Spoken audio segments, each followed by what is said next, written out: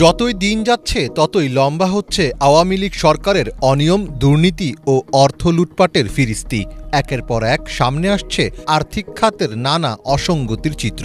দেশের অর্থনীতিকে পঙ্গু করার পেছনে দুর্নীতিবাজ ব্যবসায়ীরা যেমন দায়ী, তেমনি দায়ী কিছু সমালোচিত ও বিতর্কিত দ্বিপাক্ষিক দেশবিরোধী চুক্তি।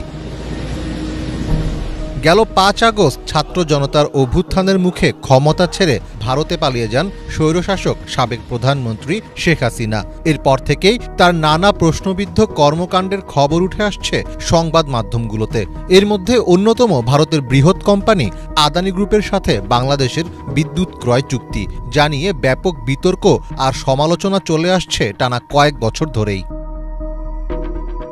সম্প্রতি বাংলাদেশের সঙ্গে আদানি গ্রুপের বিদ্যুৎ বিষয়ক চুক্তি নিয়ে ভারতীয় এক বিশিষ্ট সাংবাদিকের তথ্যবহুল বিশ্লেষণে তোলপাড় চলছে সামাজিক যোগাযোগ মাধ্যমে।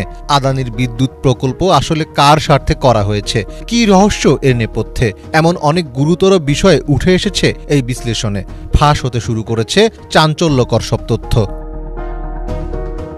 সুব্রত বসুর সাথে টকশোতে ভারতের প্রখ্যাত সাংবাদিক পরাঞ্জয় গুহ ঠাকুরতা বলেন, হাসিনা দেশের ন্যূনতম স্বার্থ উপেক্ষা করে একতরফাভাবে আদানিদের সুবিধা দিতেই এই চুক্তিতে গিয়েছিলেন। তার তথ্যে উঠে আসে মূলত নরেন্দ্র মোদীকে খুশি করতেই হাসিনা আদানির সাথে বিদ্যুৎ উৎপাদনের চুক্তি করেন। বিতর্কিত এই প্রকল্পের বাংলাদেশে না আছে কোনো প্রয়োজন, দেশের জন্য এতে না আছে কোনো স্বার্থ। গৌতম আদানির প্রতিষ্ঠান আদানি পাওয়ার লিমিটেড ভারতের বৃহত্তম বেসরকারি বিদ্যুৎ কোম্পানি।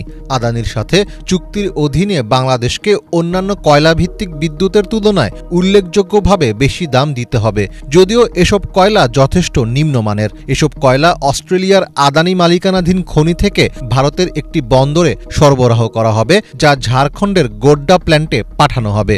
এরপর সেখান থেকে বিদ্যুৎ আসবে বাংলাদেশে। ২৫ বছর মেয়াদী এ চুক্তির মাধ্যমে মুনাফা বৃদ্ধির বিশেষ সুযোগ নিয়েছে ভারতীয় কোম্পানিটি। গোড্ডা বিদ্যুৎ কেন্দ্র উৎপাদনে যাওয়ার পর কোনো বিদ্যুৎ ক্রয় করা না হলেও আদানিকে ক্যাপাসিটি চার্জ হিসাবে বছরে প্রায় $450 মিলিয়ন দিতে হবে বাংলাদেশকে।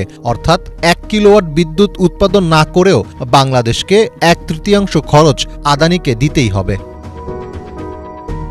আদানিকে দেখা হয় মোদির অর্থদাতা হিসাবে। তাই হাসিনা আদানিকে এভাবে একতরফা সুবিধা দিয়ে মূলত মোদিকেই খুশি করেছেন বলে মনে করছেন অনেক বিশেষজ্ঞ।